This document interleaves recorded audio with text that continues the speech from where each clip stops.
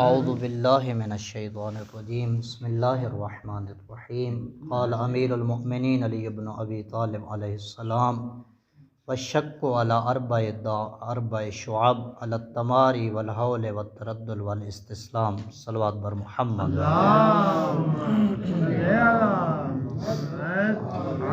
सिलसिला दुरूस और नहजुल बलागा के कलिमात किसार का सिलसिला शुरू है। और हमारी गुफ्तगू जो है कि 31वें कलमा जो कलिमात किसार का है इस पर पहुंची थी। ईमान के बारे हमने तफसील के साथ पढ़ा। अमीरुल मोमिनीन का फरमान कि ईमान से क्या मुराद है। मौला ने फरमाया कि ईमान के 4 सुतून हैं, सब्र, यकीन, आदल और जिहाद। उसके बाद फिर कुफ्र की बात हुई। कुफ्र के बारे में अमीरुल मोमिनीन ने फरमाया कि कुफ्र भी 4 सुतूनों पर कायम है, अल-तअम्मुक वत-तनाज़ु वज़-ज़ैग़ वश-शिक़ाक़। इसके बाद हमारा सिलसिला गुफ्तगू जो आज है वो है वश्शक्कु मिन्हा अला अर्बइ शुअब। अमीरुल मोमिनीन फरमाते हैं कि शक की भी 4 किस्में हैं, शक की भी 4 अलामतें हैं, शक की भी 4 शाखें हैं। ये जो जितना भी ये 31वां जो फरमान है ना कुफ्र से लेकर आखिर तक, ये 30वां और 31वें को दोनों को आपस में मिलाएंगे फिर सही समझ आएगी। मौला ने पहले ईमान की वजाहत की, उसके 4 क्या हैं, सुतून हैं। फिर हर सुतून की 4 शाखें मौला ने बयान फरमाई। फिर कुफ्र के मौला ने कहा कि 4 उसके सुतून हैं। फिर उसके आगे अलामात को बयान फरमाया। और आज जो हमारा गुफ्तगू है इसमें मौला फरमा रहे हैं कि शक की भी 4 शाखें हैं। अब देखना है, मौला फरमाते हैं अला तमारी, शक की पहली शाख का नाम तमारी है। आगे इसकी वजाहत करूँगा कि तमारी से क्या मुराद है। दूसरा मौला कहते हैं हौल। तीसरी शाख जो शक की है मौला फरमाते हैं तरद्दुद। और तीसरी शाख का नाम अल इस्तिस्लाम। फिर मौला फरमाते हैं कि चौथी शाख इस्तिस्लाम। फिर मौला फरमाते हैं यानी तमारी का मतलब कट हुजती, और हौल का मतलब खौफ, तरद्दुद का मतलब सरगर्दानी, इस्तिस्लाम का मतलब बातिल के सामने अपनी जबीन झुका देना, पेशानी झुका देना। फिर मौला फरमाते हैं फमन जअल मिरा दैदनन लम युस्बिह लैला। फरमाते हैं जिसने लड़ाई झगड़े को अपनी आदत बना ली उसकी रात कभी सुबह से हमकिनार नहीं हो सकी। फिर मौला फरमाते हैं वमन हाला मा बैन यदैहि नक़स अला आक़िबै। और जिसको सामने की चीज़ों ने खौफ में डाल दिया वो उल्टे पाँव पलट जाएगा। अब आगे इसकी वजाहत करूँगा। तीसरी जो शाख है, बहरहाल इन 2 पे इक्तिफ़ा करता हूँ क्योंकि आज हमारी जो है इन 2 शाखों के बारे में गुफ्तगू करेंगे, 4 फिर लंबा हो जाएगा दर्स। इन 2 के बारे पहली क्या है, मौला ने फरमाया क्या है, अला तमारी। अब देखना है कि तमारी से मुराद क्या है। उससे पहले ये जो मुश्किल अल्फाज हैं इस फरमान के वो आपकी खिदमत में अर्ज़ कर देता हूँ। जिस तरह हमारी रूटीन है कि अल्फाज जो मुश्किल होते हैं, क्योंकि तुल्लाब भी हमारे दुरूस में काफ़ी शामिल हैं व्हाट्सएप के ज़रिए। इन अल्फाज का जो है तमारी का मौला फरमाते हैं तमारी का मतलब होता है मिरा से है। मिरा का मतलब होता है बग़ैर हक़ के लड़ाई करना, बिला वजह किसी से लड़ाई झगड़ा करना, इसको कहा जाता है तिमारी। ये मिरास है, मीम रा और अलिफ। एक लफ्ज़ इसमें इस्तेमाल हो अल हौल। हौल का मतलब होता है खौफ।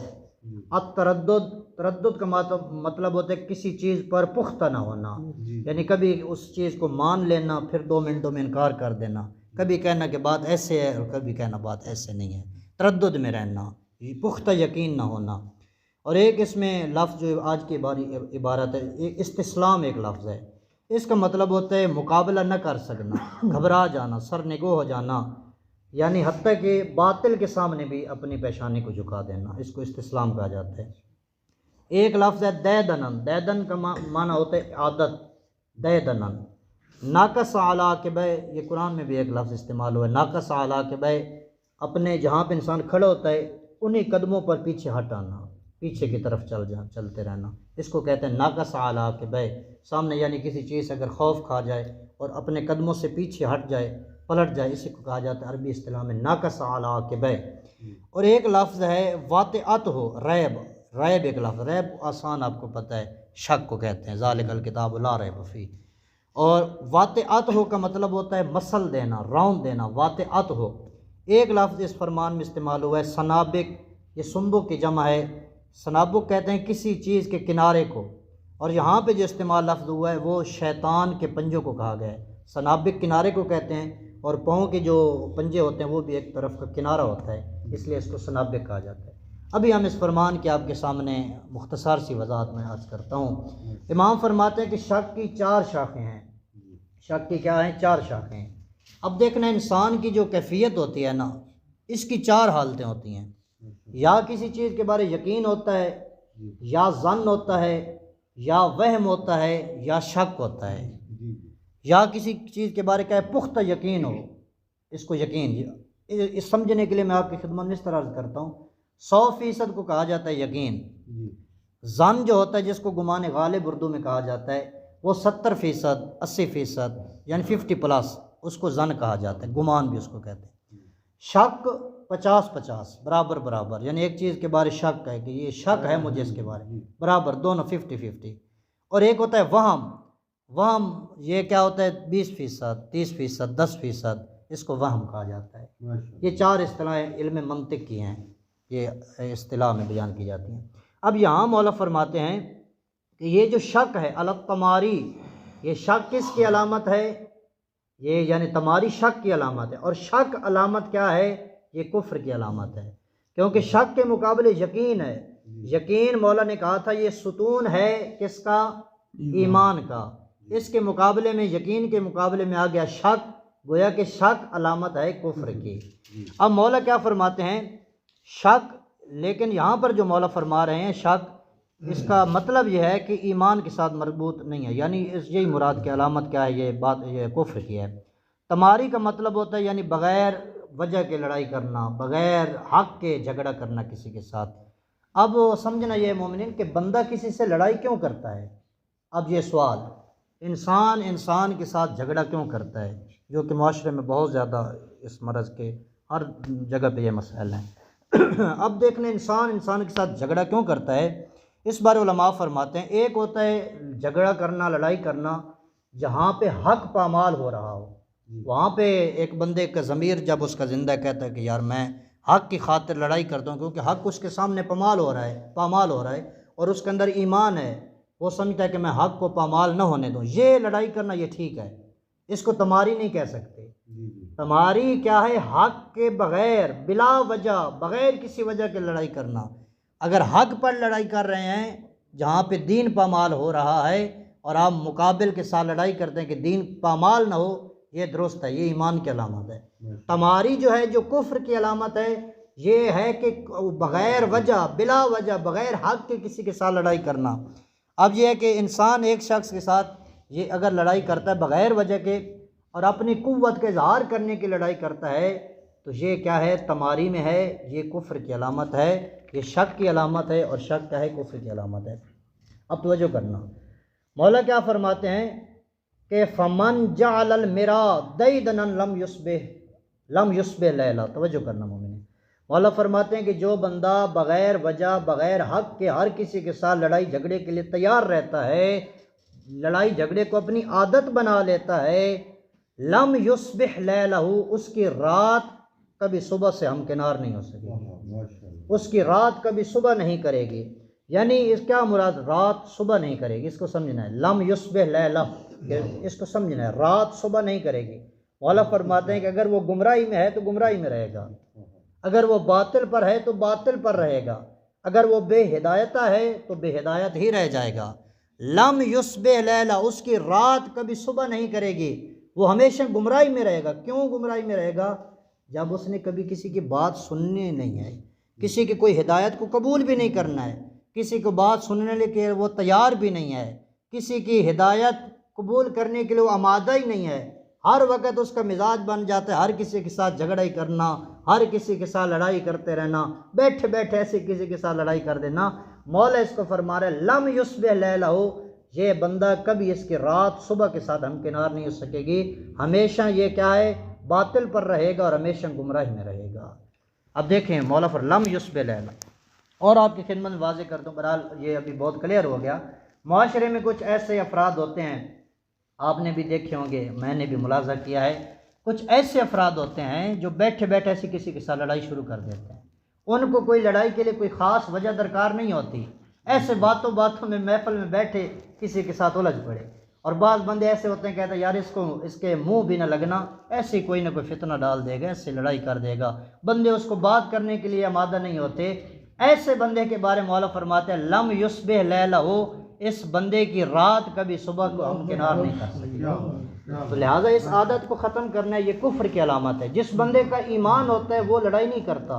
हाँ, हक पर लड़ाई वो तो बनती है, जहाँ पे दीन पामाल हो रहा है, जहाँ पे हुर्रियत का मसला हो, गैरत का मसला हो, वो तो अलग मौजू है। लेकिन बग़ैर वजह ऐसी किसी के साथ लड़ाई करना ये क्या है, कुफ्र की अलामत है। जो इत्मीनान वाला बंदा होता है, जो यकीन वाला बंदा होता है, वो कभी किसी के साथ लड़ाई नहीं करता।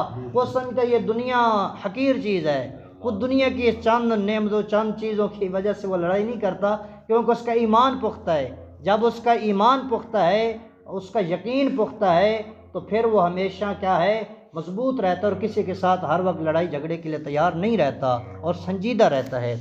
अब इसको समझना है। मौला फरमाते हैं लम युस्बे फमन जअल मिरा दैदनन, जो लड़ाई झगड़े को अपनी आदत बना लेता है, लम युस्बिह लैलहू, उसकी रात कभी सुबह से हमकिनार नहीं हो सकेगी। ये शक की क्या थी, पहली शाख, इसको हमने वजाहत के साथ पढ़ लिया। अब दूसरी,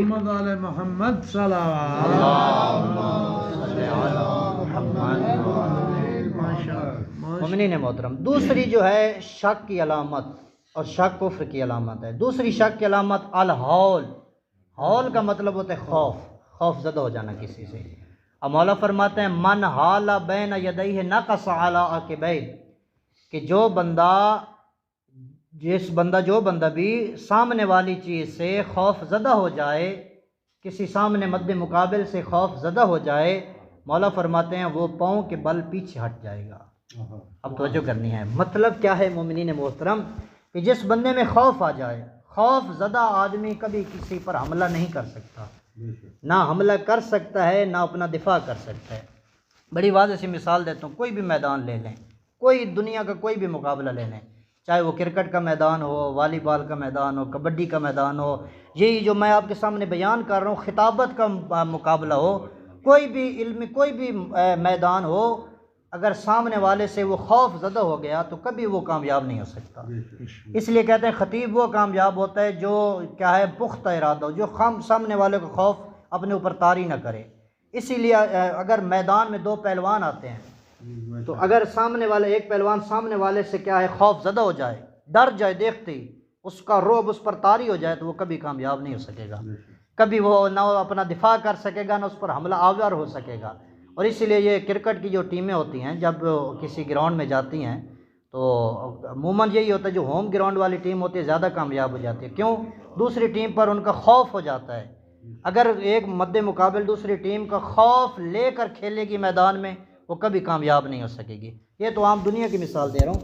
यहाँ पे मौला जो फरमा रहे हैं कि मन हाला मा बैन यदैहि नक़स अला अक़बैहि, जो सामने वाले मद्दे मुकाबिल से खौफ खा जाए, मौला फरमाते हैं नक़स अला अक़बैहि, वो अपने पाँव के बल पीछे हट जाएगा, वो कभी मुकाबला नहीं कर सकेगा, ना अपना दिफा कर सकेगा और ना क्या है उस पर हमला आवर हो सकेगा। ये आप कोई भी तारीख़ का मैदान ले लें, चाहे वो खैबर का मैदान हो, चाहे कोई भी हो, जब सामने वालों से लोगों ने खौफ ज़दा हुए, तो फिर खौफ ज़दा के मारे ना वो मुकाबला कर सके और अपना दिफा तो कर सके, क्योंकि उसके सामने गए ही नहीं। और फिर एक दिन वो आए जिनका दिल में कोई खौफ नामी चीज़ ही नहीं थी, तो ऐसे के बारे फिर सैयदुल अंबिया ने भी फरमाया ज़रबत वलियन यौमल खंदक अफ़ज़लु मिन इबादति सक़लैन।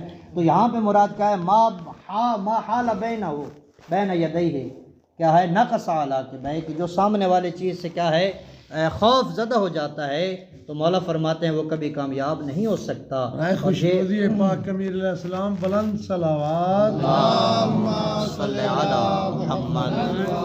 लिहाजा आज के दर्स में हमने ये सीखा कि शक की 4 शाखें हैं। पहली शाख का नाम तमारी है, यानी बिला वजह ना हक किसी के साथ लड़ाई झगड़ा करना, ये किसकी अलामत है, शक की अलामत है, और शक कुफ्र की अलामत है। और दूसरा हौल, खौफ ज़दा हो जाना, मद्दे मुकाबिल से घबरा जाना, यानी जब इंसान हक पर होता है तो चाहे वो अकेला हो, सामने लाखों हों, सामने करोड़ हों। आप करबला के मैदान में देख लें, इधर 72 हैं, तारीख़ मशहूर रिवायत यही है, इधर 72 है, और उधर मशहूर रिवायत के मुताबिक 9 लाख तक रिवायत है, हत्ता कि कुछ हज़ार 30,000 40,000 तक भी रिवायात हैं।